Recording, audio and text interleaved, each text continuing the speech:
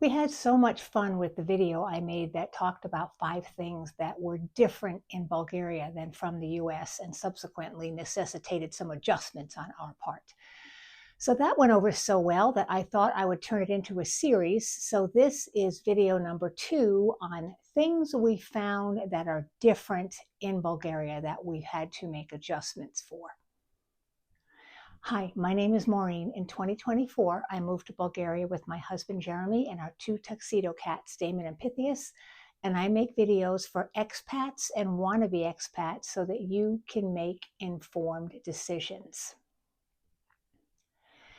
Okay, let's get started. I have 5 more things that are very different in Bulgaria than they are in the US. And let me just give you one caveat because some people had some issues with this in the first video. I'm talking about overall. So in my first video, I talked about, for example, how homes and kitchens in particular tend to be smaller in Bulgaria. I meant overall and on average. I didn't mean there's no such thing as a large kitchen in Bulgaria or a small kitchen in the United States. I got a lot of comments saying, well, I live in Bulgaria and I have a big kitchen, and I live in New York City and I have a microscopic kitchen. Yes, that's true. These things are just kind of overall, in general, and on average. Okay, having said that, let's get started. Number 1, let's talk about air conditioning and heating systems. Before we came to Bulgaria, I heard a lot of anecdotal stories about how nobody has air conditioning in Bulgaria. And I'm not a fan of the heat, so that kind of scared me a little bit. In the US, everything is air conditioned. Grocery stores, big malls, movie theaters, cars, everything is air conditioned, usually overly air conditioned to the point where when I am in the US in summer, if I go anywhere, I always bring a sweater, even if it's 90 degrees outside. I always bring something or some sort of a wrap because there's a good chance I'm going to get stuck indoors and very, very chilly temperatures. Before we dive into the air conditioning situation in Bulgaria, let me talk briefly about the heating systems in general because they do tie in. In most of the houses that I've been in, including the one that we live in, there are radiators built in, usually one in each room and then one in the hallway. And most of the time, at least in the houses I've seen, these are no longer functioning. And I don't really understand. I believe it's because energy prices went through the roof when the Russian-Ukraine war started. So it became prohibitively expensive to use these radiators. And that's when a lot of people switched over to the mini splits. The thing about the mini splits are they are very efficient. And the other piece of good news is that they provide both heating and air conditioning. So a lot of homes and apartments now have these mini splits. That's what we have in our home in Plovdiv. And that is wonderful, and it keeps the house cool. We have 3 in our home, 1 in each bedroom, and then another one in the living room. And as long as we leave the doors open to all the other rooms, it cools and heats the house perfectly. So air conditioning really, or the lack thereof, has not been a real issue for us in Bulgaria. The buses I find in Plovdiv at least are, I'd say it's probably about 50-50. I don't know if all of them have air conditioning or if some of them do and the drivers just don't turn the air conditioning on. But I have found in riding the buses that it's about 50-50. So that can get a little sticky and uncomfortable. And then taxi drivers oftentimes in their cars don't turn on their air conditioning, and the only cooling comes from the open windows as you're driving through town. Not terrible, not what we're used to, but we're in a foreign country. You learn to live with the way that they do things. So the bottom line is, if you're thinking about moving to Bulgaria and that scares you, I would put that out of your mind. Is everything air conditioned the way it is in the US? No. Is it totally tolerable and acceptable? In my opinion, yeah, it is. So I wouldn't be too concerned about that if that is a concern that you have. Number 2, although it is changing At present, Bulgaria is still a cash economy. When I'm in the US, I can go weeks without ever having cash on me. Pretty much everyone there accepts credit cards. It's just a way of life. So, whereas I would not leave home without my credit or debit card, I leave home without cash all the time. That's not the case in Bulgaria. Although it is changing, I still wouldn't leave home without cash here. The larger stores, the retail stores, the malls, most restaurants, the gas stations, some of the taxi drivers will accept credit cards. In all likelihood, if you're out and about during the day, you're going to bump into somebody who doesn't accept credit cards. This is primarily seen for us at the outdoor farmers markets that are just everywhere in Bulgaria, and that's where we get all our fresh produce. Oftentimes, they will not accept credit cards. The big Sunday produce market in Bansko that we went to, I don't think any of those vendors have the capacity to take credit cards. So I always make sure I have cash with me. Taxi drivers, I don't know if sometimes they don't have the ability to take credit cards or they just don't want to, because there is a fee attached to accepting a credit card payment over a cash payment. So I don't blame them for wanting to accept cash only. But in general, when we take the bus, when we take a cab, we expect to pay cash. Now, on the metro in Sofia, you can scan your credit card as you go through the turnstile to get on the train, which is great. So they do accept that form of payment in Sofia. And I think as we see Bulgaria transition to the euro, which they're doing here in a couple of months, I think you'll see more and more vendors accepting credit cards. But for now, it is kind of a mixed bag of both credit cards and cash. It's an easy adjustment to make. Just make sure you have a few bills tucked into your wallet when you go out and about, and you should be fine. That wasn't a big adjustment for us because we came to Bulgaria from Ecuador, and Ecuador is even more so than Bulgaria, a cash economy. We just take our money out of the ATM from our US bank account and keep a little bit of cash in the house at all times so that when we go out and about, we have the form of payment that the vendor prefers. Number 3, bureaucracy, and particularly in the immigration process. So I did an entire video, 2 videos actually, on number 1, what we had to do to get our D visa, and then number 2, what we had to do with immigration here in Bulgaria to get our residency. So I'm not going to go into all that in detail again, but it was definitely an introduction to the infamous Bulgarian bureaucracy. Not that the US doesn't have its own issues in that regard.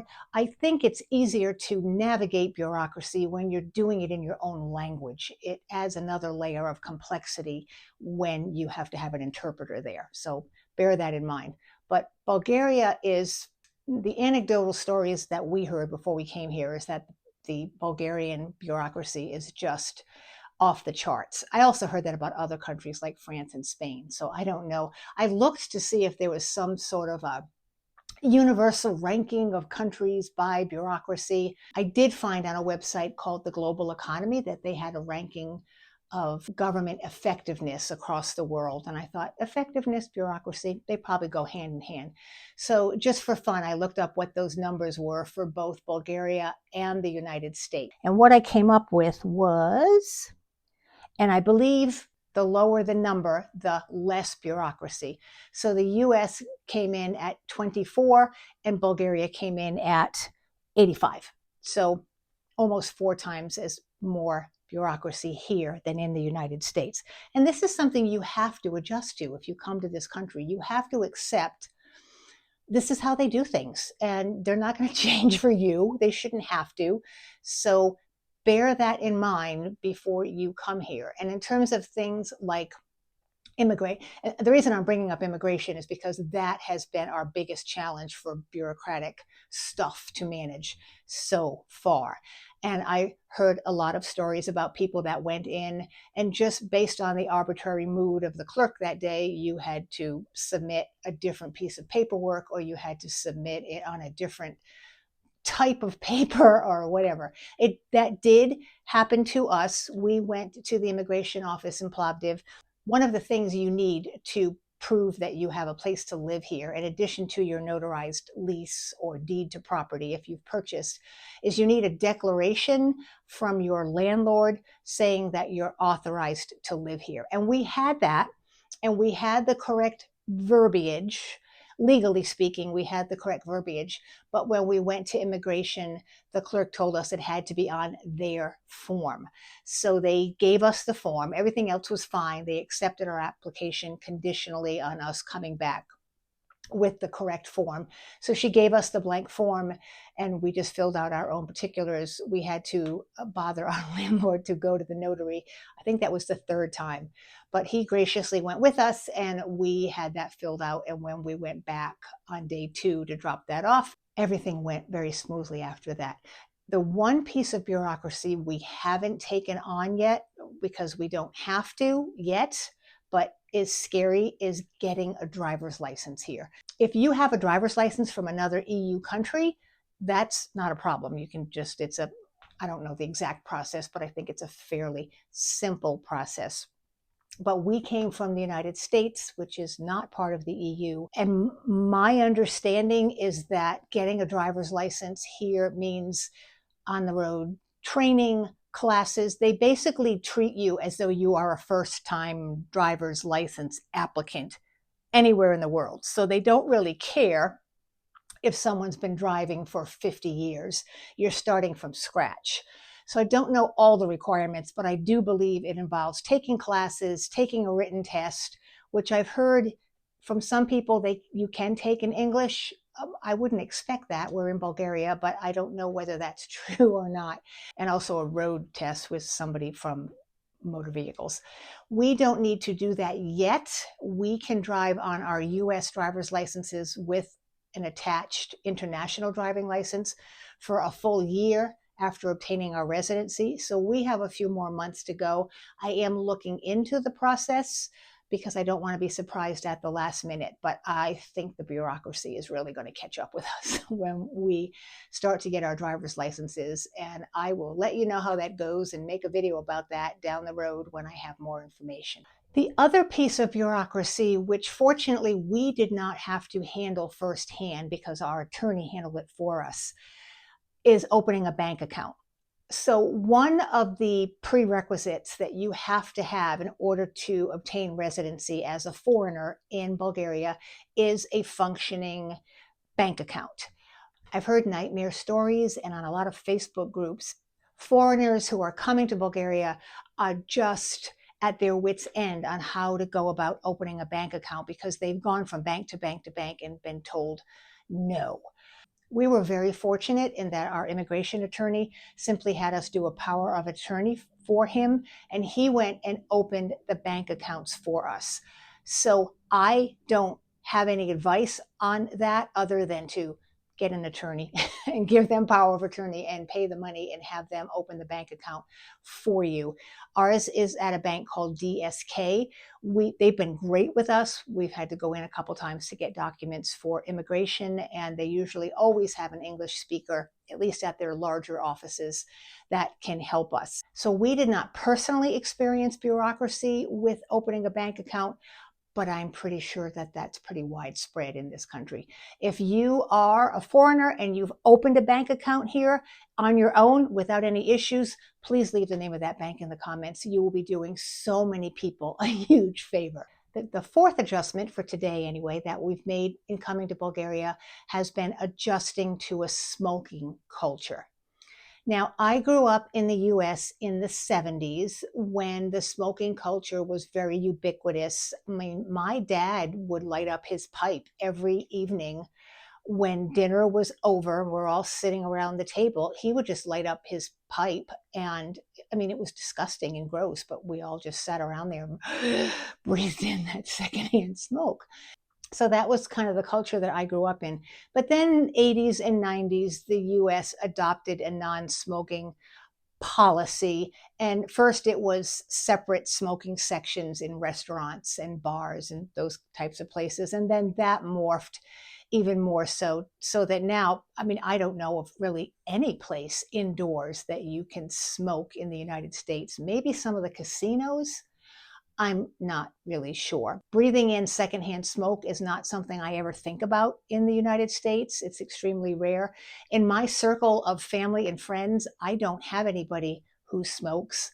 So I looked up some statistics to see what the number of smokers are in Bulgaria versus United States. And what I came up with is approximately 39% of Bulgarians smoke, which to me seemed awfully low. That seemed really low to me, but that's what the statistics show.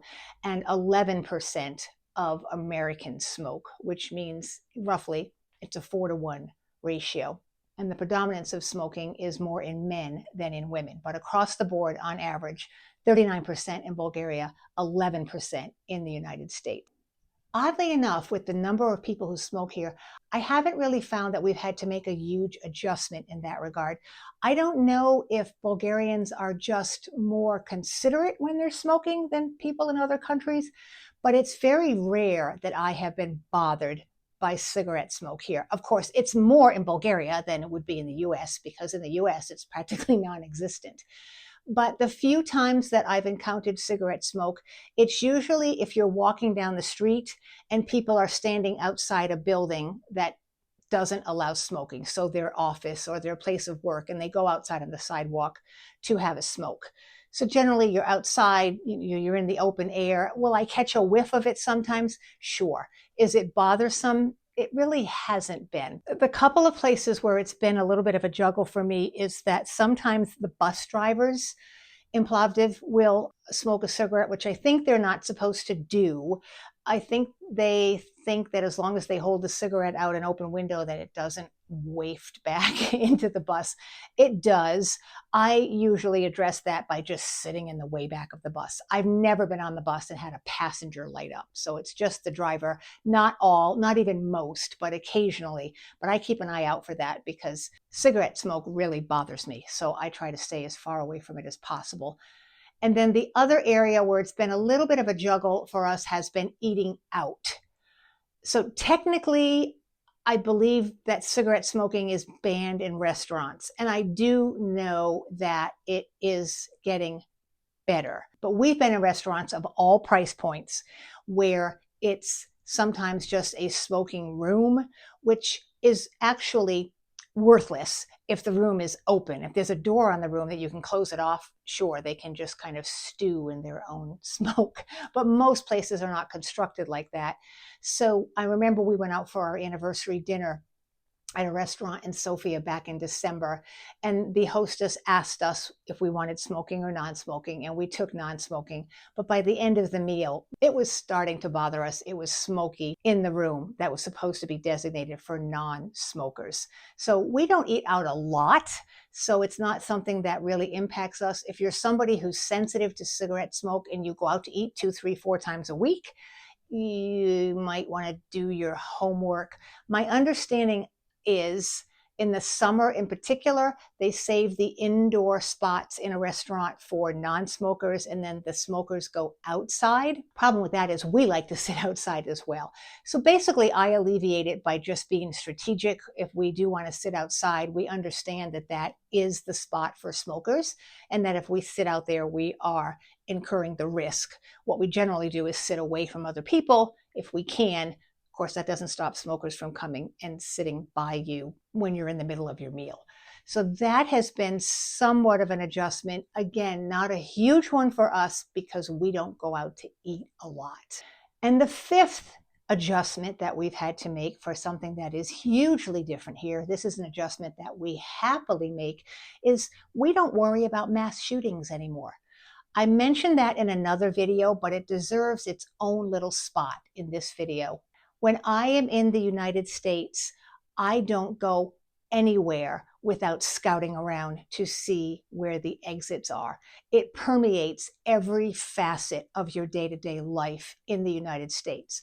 There have been mass shootings in schools, restaurants, churches, libraries, parades, concerts, hotels, business offices, you name it, they have been the target of a mass shooting.